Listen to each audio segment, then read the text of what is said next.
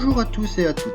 Aujourd'hui, je vais vous montrer comment utiliser concrètement l'analyse Pestel, notamment lors de l'examen.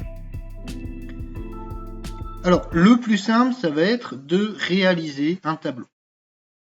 Donc, vous mettez les colonnes opportunités et menaces, puisque l'analyse Pestel vous permet d'aborder les deux angles.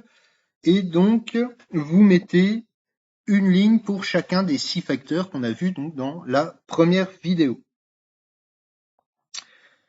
Ensuite, vous reprenez votre dossier documentaire donc, que vous aurez eu pour l'examen ou pour l'exercice et vous relevez les éléments qui vous semblent ou être une opportunité ou être une menace. Donc le mieux est d'avoir une couleur de surligneur pour chaque.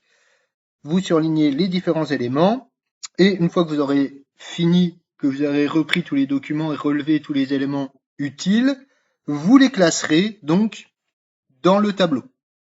Dans les différentes cases, les opportunités, celle-là, elle sera plutôt politique, celle-là plutôt technologique.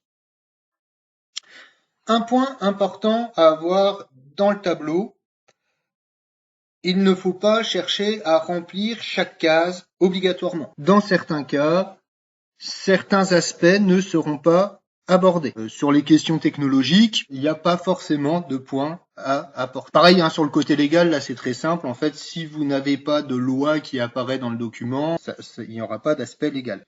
Alors, quelques éléments à avoir à l'esprit. Par exemple, dans la case politique, si on reprend ce que je vous avais dit dans la vidéo précédente, on peut prendre en compte une aide qui va être apportée aux consommateurs. Donc c'est une opportunité bien entendu, il faut se préparer pour profiter au maximum de l'augmentation des commandes. Par contre, il faut voir que en contrepartie, passé la date butoir, il y aura beaucoup moins de commandes parce que toutes les personnes qui avaient besoin, donc je vous avais donné l'exemple des isolations thermiques, donc toutes les personnes qui avaient besoin de refaire l'isolation de leur maison auront pris leur commande. Donc il y aura à terme une menace. Donc, vous voyez, dans certains cas, il faut bien comprendre l'angle. De toute façon, les documents n'auront pas de piège. Ça sera assez facile de comprendre s'il s'agit d'une opportunité ou d'une menace. D'ailleurs, autre petit point qui peut être problématique dans le légal, par exemple, si tout d'un coup il y a une loi, alors des choses qui peuvent être en rapport avec l'écologie, par exemple, si tout d'un coup il y a une loi qui vous contraint de devoir avoir telle ou telle norme, si l'entreprise qui est présentée dans les documents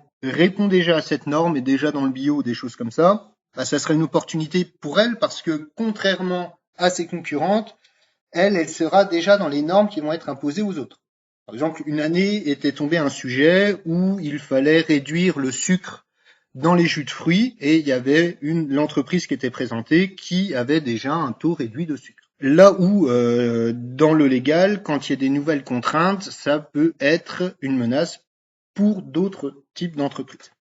L'autre petit problème qu'on peut prendre en compte, c'est que certains éléments vont être difficiles à classer. Donc notamment sur ces 3 points, il peut y avoir justement une nouvelle loi, mais qui va être une loi qui va amener des normes écologiques par exemple. Donc dans ce cas-là, vous pouvez le ranger dans une des 2 cases. Du coup, une fois que vous avez rempli votre petit tableau, vous pouvez même refaire le tableau sur votre copie. Ça permet de montrer au correcteur que vous avez tout bien classé. Vous n'hésitez pas à refaire un petit paragraphe pour résumer tout ça et justifier justement pourquoi vous avez classé ça comme opportunité plutôt que menace et ça plutôt comme politique écologique. Voilà. En espérant vous avoir éclairé et je vous dis à bientôt pour la prochaine vidéo. Merci.